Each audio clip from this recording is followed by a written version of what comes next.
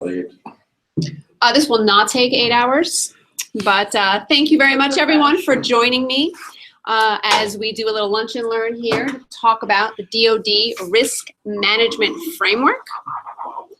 Are we broadcasting okay? Mic check? Check, baby, check. You're good. We're good? Okay.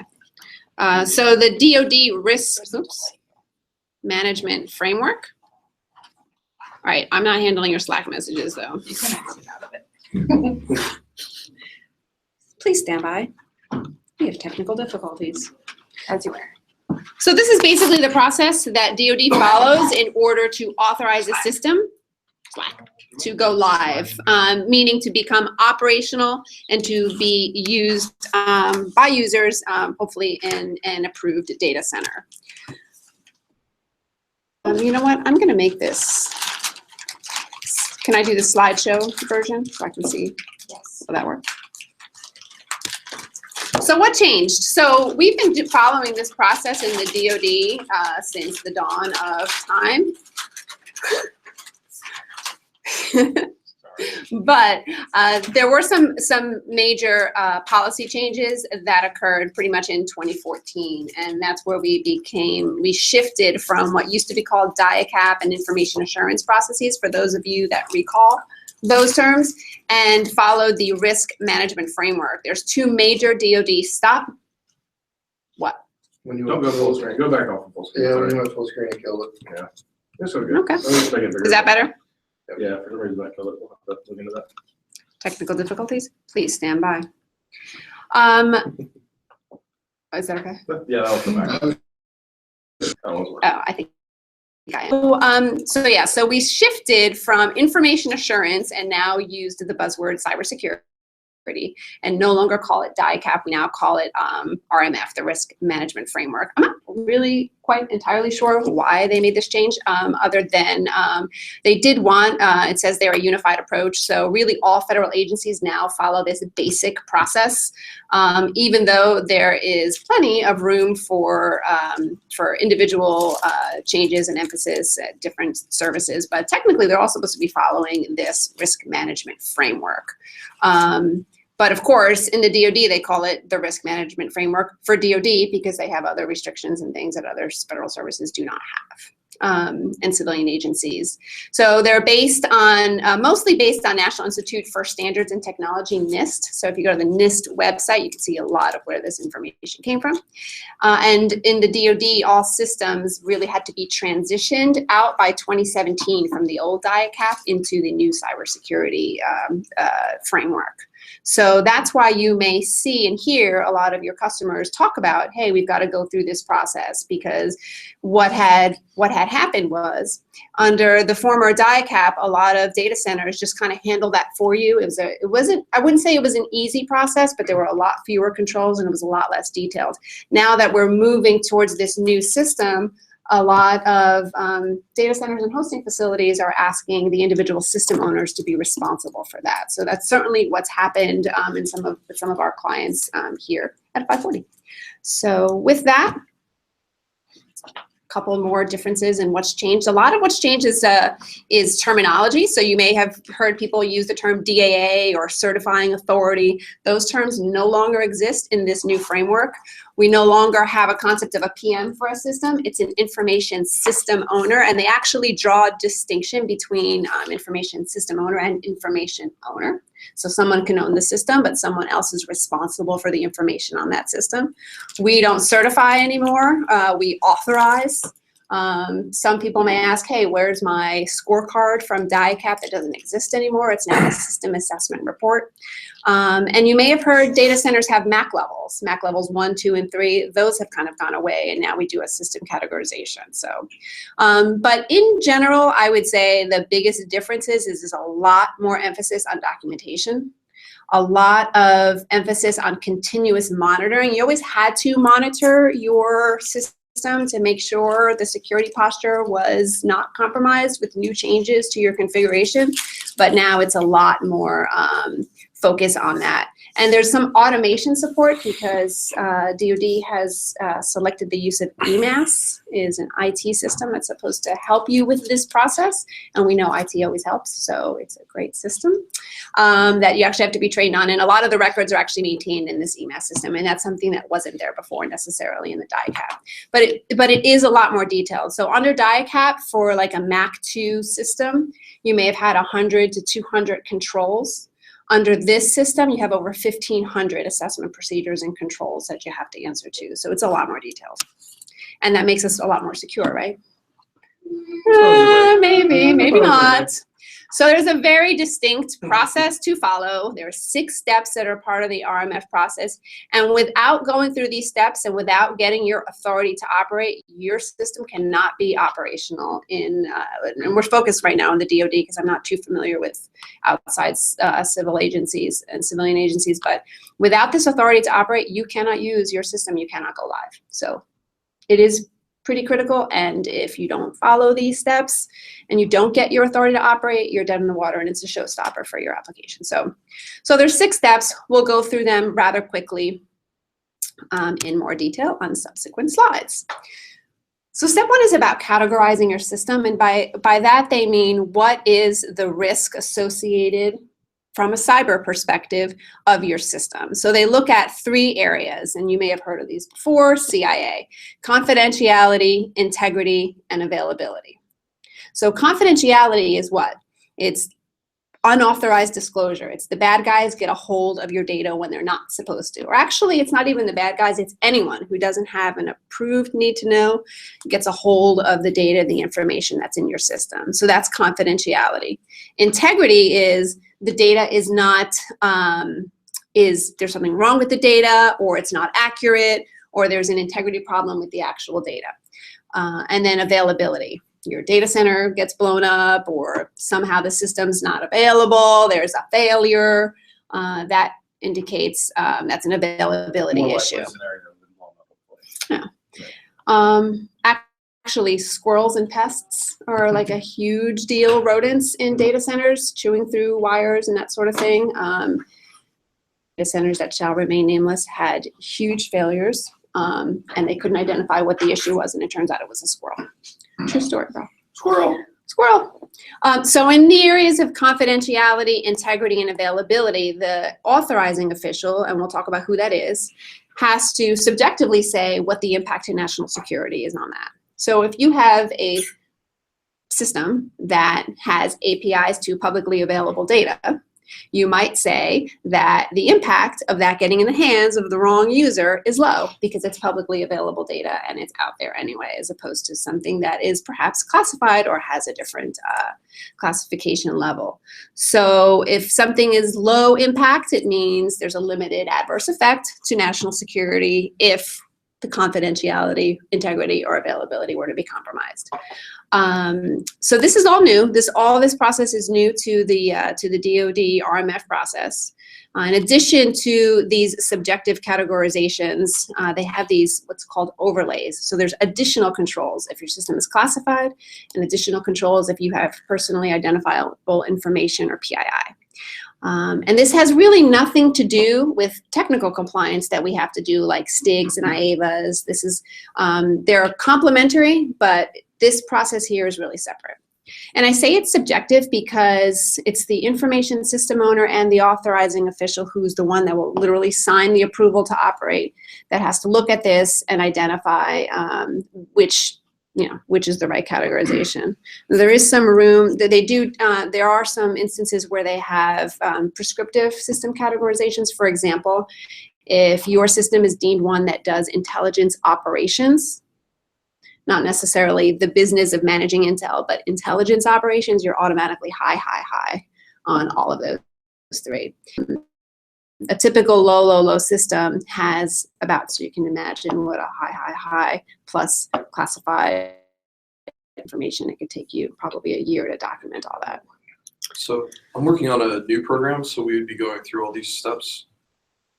Were all the existing programs that were operating before 2014 grandfathered in, and are they being like categorized like this as we as time goes on? So you have to go through this. That's a good question. You have to go through this process pretty much every 3 years, or unless something changes that would impact the existing security posture. Okay. So likely, if it's a new program, you're going to start. I think it was 2000. I think it was right around 14 or 15 that they said all new programs were going to go through this process. If you were still authorized or accredited under the old system, they allowed you to continue until your recert was up. So what a lot of people did was they hurried up and did a whole nother certification under the old easier system to buy themselves 3 more years. Another I didn't do that. foundational thing, you might mention it May have. later, and I don't know, is what do you actually classify as a system? Oh yeah. And I will say traditionally, any new app or any of the different apps that we work on would kind of be considered as such, and go through this process and get an ATO specifically for that. We have heard from the CIO's office, and that's before, and that it's really what would be a system would be one of these hosting facilities or an enclave.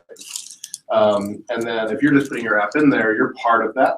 The authority to operate exists within that environment, and you're operating there. And then they need to understand the risks associated with your system to make sure that they keep up to their ATO. But a lot of that also depends on how your AO or DAA in the old way considered it. We've recently had some conversations on one of our projects. Shall remain nameless. Shall remain nameless.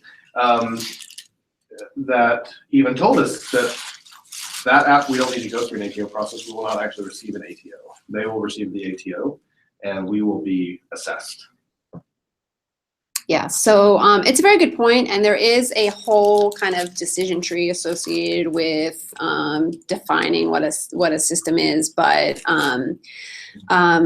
most of the time, I would completely agree with what you're saying, except that what's happening now is these enclave owners don't necessarily want the, in some cases, the liability and the cost and effort associated with categorizing this across multiple systems that may be different in nature. So if you have a data center that generically supports the same kind of customer, same kind of data, it becomes a little bit easier. But if you're in a true kind of hosting cloud environment where you could have an intelligence system at a secret or TS level, and then over here you've got another business system that maybe does personnel or logistics or something else, it's very difficult to create ATOs. And so what I have seen is there a lot of enclave owners are using this as an opportunity to say, okay, you've now got 3 years, get your own ATO and manage it, because you are closer to your own system. And so in some cases, there's some value in that. I know my system better. I understand it in terms of the impact to confidentiality, integrity, and availability, and therefore I should be able to designate that myself. I know, for example, DLA has a process by which they look at major applications and minor applications, saying, hey, if you meet the criteria for a very minor application, they kind of like fast track you through this process and don't have to go through the full ATO. And that in some cases, I think might not be a bad approach, because the process makes it just as difficult to authorize a system that's all publicly available data as it is one that has FOUO data unclassified. So it seems reasonable that there might be an easier approach to getting your system authorized if you have publicly available data. And the definition of a system continues to plague the DoD. Is an access database site, is that a system? The way a financial or a logistics system is. Yeah, I think, and I wouldn't want to give the impression that it's done consistently either. Oh yeah. People make Yeah, agreed. Good point. So the other thing you do in this categorization step is identify your roles, your official roles. So the most important one is an authorizing official.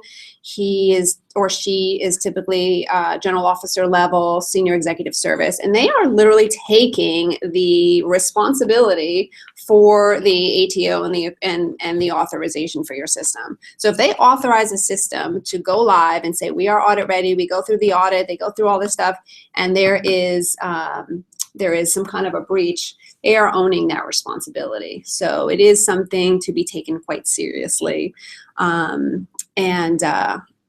yeah, there's a whole training and this whole thing you have to go through. So if your authorizing official is close to your system, that could be good in terms of fast tracking through the process. It could be bad because if they're not really looking at it independently with a thought, it may be very quick to say, oh no, we're gonna approve this because I know it's gonna be fine. They may almost be too close to the system to be perhaps unbiased. So it's a tricky role to be in, one I would not like to be in. So the authorizing official then hires a security control assessor, and that is basically your independent assessor. Just like under DIACAP, it should be independent. You can't hire someone that supports you and works for you to conduct your assessment, just like an independent audit. And their job is to go through all of the controls and assess whether you're compliant with them or not. There's this idea of a common control provider that typically is your hosting facility, and there are some controls that are automatically inherited by the hosting facility by the nature of your relationship. So if your servers are sitting in a data center in another state, that data center is responsible, for example, for physical security. That's not anything that you necessarily are responsible for. You inherit that.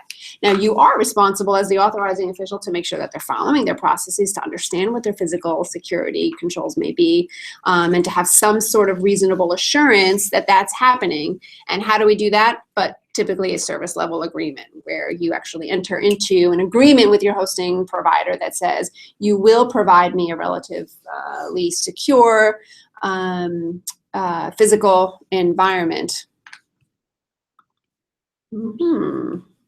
Where is my?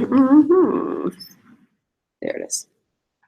Thank you. And so what's happening now a lot of times is controls by control number are being included in service level agreements to ensure that the roles and responsibilities are well defined. Thank you. Information owner we talked about. It's usually someone that works for the program office that actually owns the information, the data that is sitting on the information system. Your information owner and your information system owner can be the same person. And then you've got the information system security manager that is overall responsible for the cybersecurity posture of that information. And these are the folks that really should be in your process, that should be a showstopper to deployments, to application development. If they feel that what you are introducing into the system changes that original system categorization, we're not deploying that.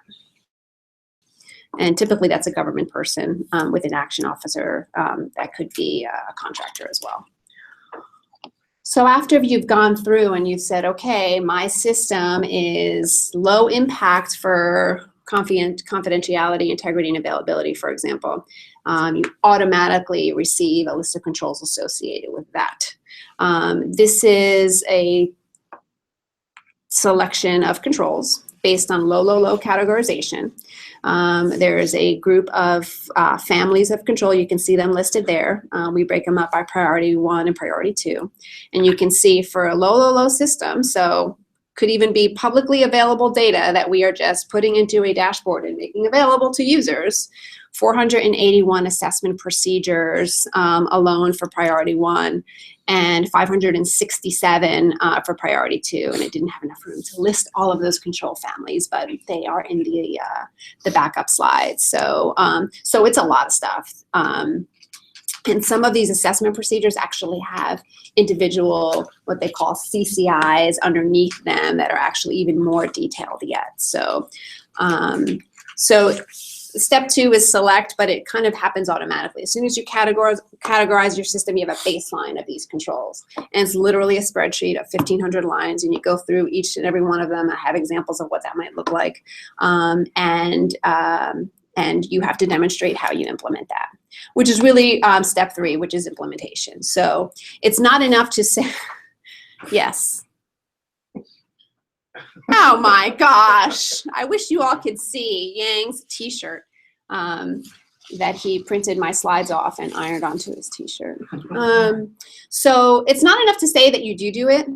you have to show evidence and documentation of how you implemented your control, and this can take the longest. So from an IT perspective, if you're implementing, for example, a STIG that says when you pull out your CAC, it locks your system, that's very easy to test and very easy to implement. You pull out the CAC and the auditors will do this. It will either lock down or it won't. But there are a lot of controls that are process related. For example, there's controls that talk about, is your management committed to this process? So you're sitting there in the audit and the control is your management committed to your process? And you're like, yes, of course, I've been working on this and nothing else for 6 months and I'm here in the audit, of course my management's committed. But if you don't have a document that says the management is committed to this specific control family in this context of this system, it's a finding. So That feels a little soft. what's that? That one feels a little soft. Yes, it's not a major finding, but Yeah. it is a finding. And a lot of major findings add up to a lot of items to have to deal with later. So, so the process of implementing before your auditors come in and assess is a lot of times you actually do implement them, but you have to show that you've implemented them. And then the next step 4 is really the assessment. So your auditors come in and you literally go into a conference room. They will open up EMAS or the record or your spreadsheet, and they will literally start with control number 1, control number 2, control number 3, and identify how you've implemented it. They may ask you some questions. They may interview you. They will interview members of the team separately to see if your answers match. They will go look at the servers directly. They'll work with your hosting facility and just like pretty much go through every single one of those controls. And you will be, they will produce a system assessment report that says you're compliant, you're not compliant, or it was not applicable. There are some controls I failed to mention that are not applicable, or some that are automatically compliant. For example, there is a whole set of controls about cybersecurity awareness training. Well, the DoD, as you know, has a process by which everyone's got to get trained on cybersecurity through the information or whatever that annual training is. So any of those controls in the Department of Defense, you've got to pass. They're pretty much automatically compliant. Now, they will ask to see those records. So if you say you're automatically compliant, they may come and say, select a user out of your system and say, I'd like to see their training records to make sure that they're there. But those are a little bit easier, and there's quite a few of them in the DoD actually. So the auditors come, they usually spend about a week with your system. They may ask to see a demo, they may ask to see logs, they will want to see especially some of the STIGs such as timeout windows, that sort of thing, and they will pour through all of the documentation for all of those control families that you have. Then they will go back to their office and continue the assessment. I can't do it it takes more than a week to kind of go through it, especially if you have a lot of controls. And then they will come back and produce a memo for the authorizing official that either recommends approving the system or not approving the system, however that happens. So step 5 is really the authorization process. And I put this picture up here because it really is subjective. Your auditor can come in and recommend one thing or the other, but your authorizing official is the one who has the final say. They're assuming the responsibility. They've been appointed as such, and it really, I mean, if you have an authorizing official that's just going to sign anything, it's very easy to get your system accredited. Minus, I would say, some of the pretty tough technical compliances. Like if there's a major STIG violation or a major issue, it may be almost impossible to have it authorized, but it really all depends on what your authorizing official wants. If you are, and we've talked about this before, if you're lucky enough to have an authorizing official that's close to your program, that understands it and understands the implications of some of this stuff, it makes the process a lot smoother. If your authorizing official is in another division or another organization and is not co-located with you and communications are tough, or they've got a very, very strict process that they have to follow, or there's multiple steps of reviews of everything before that authorizing official can even get it, that becomes a little difficult and would just add a lot more time into your schedule. And then monitoring. So all of this is supposed to make us very secure and more secure than we are without it. And that's really a good discussion point and debate point, because 1,500 controls for a system that has publicly available data in it. Does that really make us more secure as a department? And it remains to be seen. It makes you think about the different things, right? I mean, you can't say, "Oh, I didn't think about that," because you have to go through it. Yeah. And it's a lot of very tedious. I don't think the controls themselves, maybe in and of themselves, make it more secure, but they alert us. Yeah. Going back to the auditors are coming and these assessors, I mean, unless they're real jerks, the assessors want you to be successful. They're going to work with you, and just like anything else, you don't necessarily want to hide things from your assessment team. If you're struggling with something, if you've got a process that's not well implemented, I would recommend working very closely with your assessors to understand what the best way to have that implemented. A lot of, they'll want to see, for example, if you do incident reporting, they're going to want to see a list of the incidents that have occurred on your system in the previous year. Let's say it's an existing system. And your tendency is to not want to show that, right? So if I were an auditor, I'd come in and say, okay, so we've got a system that's used by 15,000 users across the Department of Defense, and you had 0 incidents last year. Like, that doesn't make sense. What's better is show me the incident, show me how you've learned from that, and show the documentation of how your process is improved. And that's a thumbs up. I agree. And so to me, there's a more interesting question. I think the process will help you make your system more secure. I mean, it's hard not to, because it's bringing all that to your attention. That's tedious. The real question for me is it the best way to make your system more secure? And best might mean more affordable. Because Gary, this is a process, and it takes a lot of time, and time takes money. And we're doing it for every system, right? So for the Department of Defense, it's a big deal. So is it the best way? That was probably a harder question to answer. Yeah. So, but it is the way that we have, and it's the process. And a lot of times, especially, as a software developer, you're just sitting there building to the requirement that you're told to build. And then all of a sudden you're ready to go live, and there's this entire process behind it. So if your clients aren't asking about this, tell them, get on this process as soon as possible, because it could take 6 months. I've seen it take over 18 months, especially for a classified system to go through. And what you don't want to do is find out that you spent all this time developing software and did not hit some of these markers. Perhaps your DevOps lead is not very knowledgeable about things, and we don't have that issue, of course, obviously. But it will keep you from going live for sure. This is just a summary of the different types of documents. They all build on each other. So you start with your system security plan, which includes that categorization. Again, you've categorized it as low, low, low, or high, high, high. Demonstrate that. You actually have to show and demonstrate with an official memo and the process you use to follow this process to get your categorization. Define who your roles are. Your authorizing official has to be nominated. All that documentation has to be there. And then from there, you select your controls and you implement them, and the system assessment plan is created by that independent auditor. And that goes, you never see that goes directly to the authorizing official with those findings. And I failed to mention, if you're compliant or non-compliant, you do have a period of time to rectify those and to make that right. If it's a category 1 vulnerability, or if it's something very serious, you may only have 3 to 6 months to implement that. Or they may say you have so many of those, you're not even going live. If it's a documentation issue, you typically have a year to fix that. But there's a pretty formal process by which you're supposed to remediate those, and that's called a POAM process. Plan of action and milestones, and it's just a quarterly review of exactly what you're doing and how. It's a get well plan for your system, and a lot of times they will recommend going live and having that authority to operate as long as you're marching along that remediation plan. And then at the end of the day, you have this final security authorization package. That is what your authorizing official will have, and it'll have all of those documents that basically you're building upon, as well as the list of all those documented controls.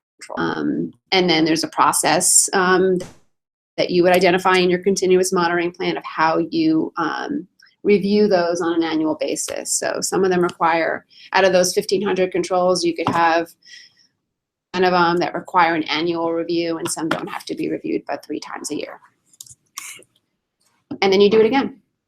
And you do it again in 3 years. Unless something happens, or there's some kind of, there's a new data interface, there's a configuration, there's something, a new set of users that happens that you think that your authorizing official thinks will impact that confidentiality, integrity, and availability. So if all of a sudden you're connecting to a database that's classified, guess what? You're starting everything from scratch. And that again is also subjective. I found this part of it to be also very inconsistent in the way people would evaluate it, and also often arbitrary or meaningless. Things like if you change 10% of your lines of code, that triggers it, right, or something like that, or and I do think it's hard to measure, and I think people are always looking for measurement. It feels very arbitrary, I think, from an implementation. I seem to remember, like back in, like this was back in like the DICAP days. Like I had government program managers that would do whatever they needed to do to package a change or market a change, such that, well, it's a change, but it was like, if it's a major change, so we have to go back to the process. Oh, this isn't a major change. So like we would be like on version 1 ... That's right. And we never would go to version 2 because that would be a major change. Right. After we go through the process, and yeah, it was very.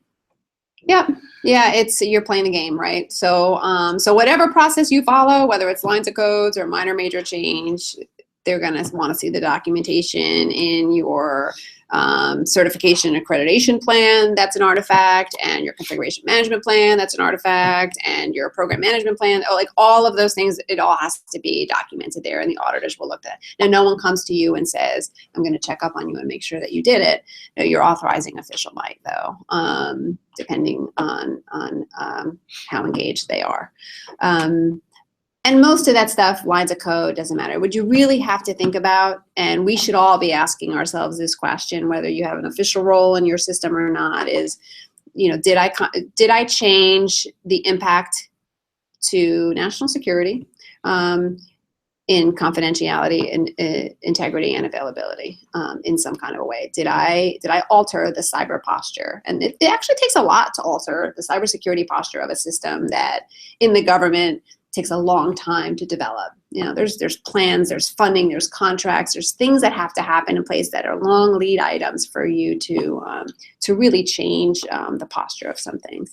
But if you answer yes to that, you really should be doing this again every 3 years, or until the authorizing official says. So where do these documents live?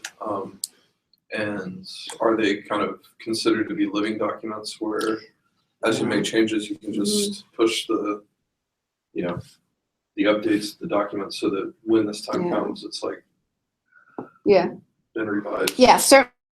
And the first time you go through it is the hardest time, because you don't even have any of these. By the second or third iteration, you're updating that document. And if you're following your own continuous monitoring plan, there should be very little complete overhauls on some of that. So EMAS has an official record, so you can always upload your documents into that record.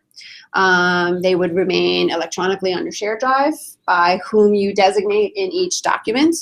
And you're supposed to keep a hard copy, like in an unaltered format, such as a PDF, printed, locked in a safe somewhere. So there's 3 different methods. Some of them, some of the documents lend themselves more easily to change. For example, configuration planning and system design documents. Every time you introduce a new data interface, you're really changing the architecture. You might be changing the data flow. You're changing a configuration, and you should go in automatically and change that. And those seem pretty easy. Some of them are a little bit tougher in terms of being intuitive to change them as you go. But yeah, they should not be considered one and done. They're always living documents because systems change rapidly over time anyway. Just wonder if they, some of them could live in the code base theoretically. I know that's not probably how people do it normally, but Yeah, I think yeah. some of it can be. It truly is documentation. Yeah, yeah. Typically, you package your documentation with your project. Then there's a then there's a time where it goes up Yep, and out. yep. As long as you're stating upfront that that's how you're doing it and your authorizing official has approved that, then that's fine. And that actual code base becomes your documentation. And I'll say, for instance, and granted, it's not the best comparison because we're just not moving to RMF, and some of this is actually a little bit of a hybrid of RMF and the older die-cap processes. But the security folks on the team, the hosting facility that were in control of our accreditation, we just ask for very specific documents that they want us to send there each time we're submitting a release. That also overlay a little bit with the documentation we create here. Good. Resources, there's several resources, but there's 3 that I called out. The RMF Knowledge Service is CAC only, but it is the DoD system. This is where you go and you plug in your system categorization and it spits out all the controls that at minimum you have to use. So that's basically the go-to place for DoD.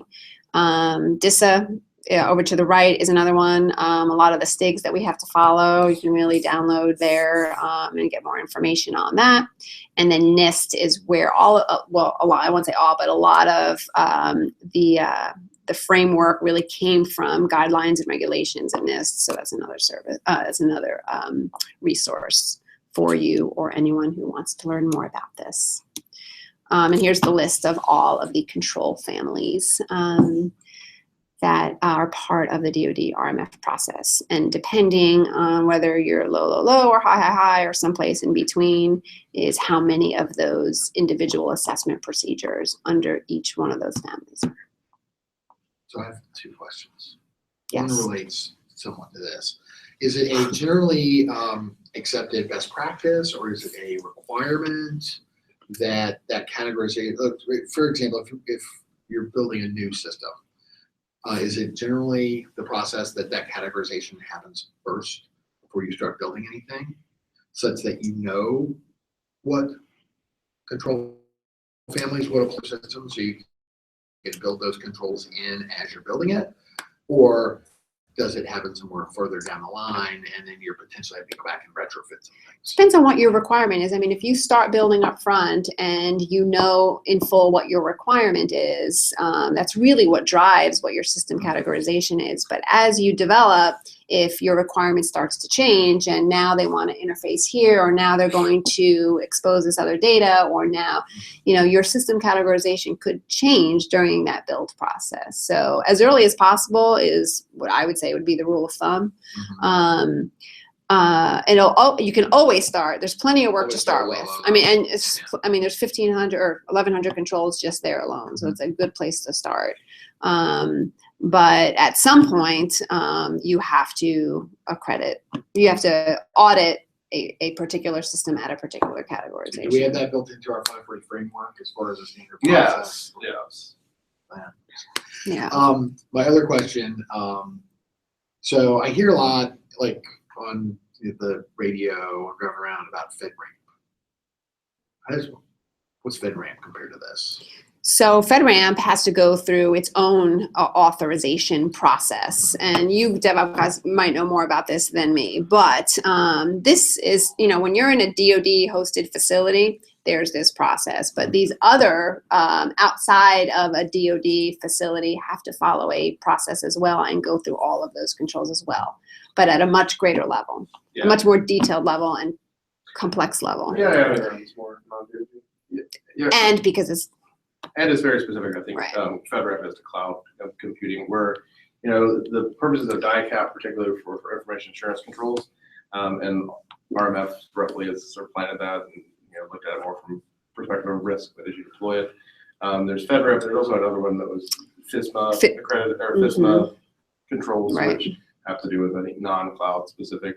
I don't know all the details necessarily, but in order to get like a service, so Right. if I'm a service provider and I have a cloud service, I'm just going to use Facebook as an example. Maybe you might want to get that FedRAMP certified so that it could run and be approved to be used in the cloud for civilian or DoD agencies. the question becomes, does DoD accept that FedRAMP authorization for use of DoD systems It comes and down to your services? AO, What's that? in a lot of cases too. Oh, what's that? Right. Everything comes down to your Right. AO, Right. your individual person assessing risk.